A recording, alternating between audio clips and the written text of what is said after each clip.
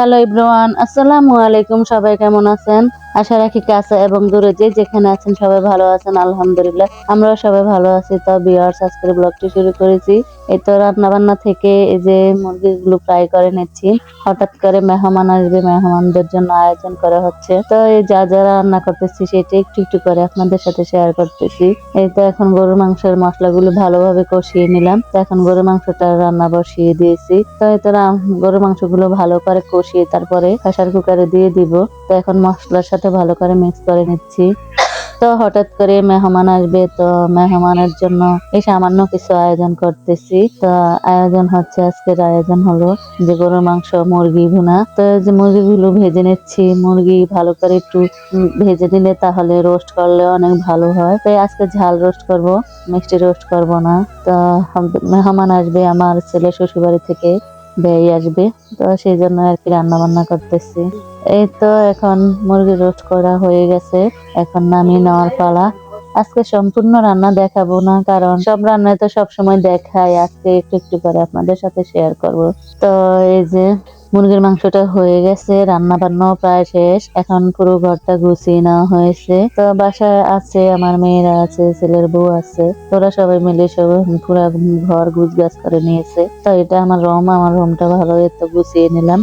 আর যে হেল্প করে উনি ঘরটা মুছে নিয়েছে। আর এই তো ড্রয়িং রুমটা সাজিয়ে নিয়েছি। তো এই ড্রয়িং রুমও গুছগাছ করে নেওয়া হয়েছে। আর অনেক ধুলাবালি প্রতিদিনে মুছতে হয়, না হলে ধুলাবালি ভরে যায়। তো সবগুলো জানালা খুলে নাই, দুইটা জানালা খুলে দিয়েছি, আর একটা জানালা বন্ধ করে রেখেছি। আর এখনো জানালার পর্দাগুলো লাগানো হয় না।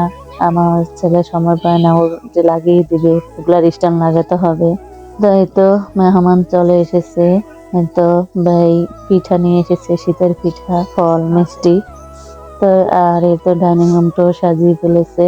তো ডাইনিং রুমের টেবিলের উপরে প্লেট গুলো সাজিয়ে খাবারের জন্য রেডি করে রেখেছে। এখন এই তো খাবার বেড়ে ফেলবো। আজকে শুক্রবার ছিল। তো ভাইয়ের সাথে আরো দুইজন মেহমান এসেছে, ওনারা নামাজ পড়তে গিয়েছে। আমরা টেবিলটা সাজিয়ে রেখেছি। তো নামাজ পড়ে আসলেই খাবার দিয়ে দিব। তো এই তো ইলিশ মাছ দিয়ে পাতোড়া করলাম। তো লাউ পাতা দিয়ে করলে আরো বেশি মজা হয়, কিন্তু লাউ পাতা ছিল না। আর এই যে রুই মাছ ফ্রাই করেছি, আর মুরগির মাংস রান্না করেছি। তো এই সামান্য আর কি আয়োজন। তার এই যে প্রেসার কুকারে মাংসটা রান্না করেছি, যাতে তাড়াতাড়ি সিদ্ধ হয়ে যায়। আর আমি তো গ্রামে এসে গ্যাসে রান্না করতেছি। তো গ্যাসে রান্না করলে গ্যাসের যে দাম বেড়েছে, তারপরও রান্না করতেছি। আর টক ফাঁক করেছি মাছের মাথা দিয়ে, টমেটো দিয়ে। আর সাদা পোলাও রান্না করেছি। তো সব মিলিয়ে রান্না বান্না শেষ করে এখন রান্নাঘরটাও গুছিয়ে নিয়েছি। তো বের বাড়ি থেকে এই যে পিঠা এনেছে, শীতের পিঠা। তো এই তো প্যাকেটটা কাঠানো করে এনেছে, কাঠানটা করলাম।